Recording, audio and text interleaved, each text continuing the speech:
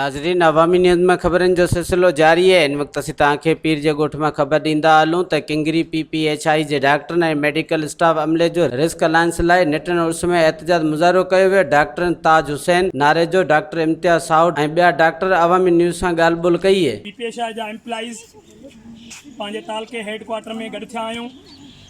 इन जे गॾिजण जो मक़सदु जेको आहे, PPHI इंतज़ामिया खां असां घुर था कयूं त जियां गवर्नमेंट में डॉक्टर्स के पैरामेडिक्स के हेल्थ रिस्क अलाउंस ॾिनो थो वञे, अहिड़े तरीक़े सां असां PPHI जे मुलाज़िमनि खे बि हेल्थ रिस्क अलाउंस ॾिनो वञे।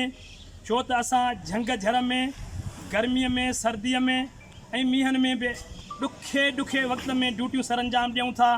सूमर खां पोइ असां बाक़ाइदे सुबुह जो डेली 2 कलाकनि जी टोकन स्ट्राइक कंदासीं ऐं हफ़्तो असांजी उहा टोकन स्ट्राइक हलंदी। उन खां पोइ बि जेकॾहिं PPHI जे इंतज़ामिया जे कननि ते जूं नथी चुरे त मजबूरन असांखे मुकमल बाइकाट करणो पवंदो। वधीक ख़बरनि ऐं तफ़सील जे लाइ विज़िट कयो असांजी वेबसाइट awamiNewsHD.com ऐं ॾिसंदा रहो अवामी न्यूज़ HD।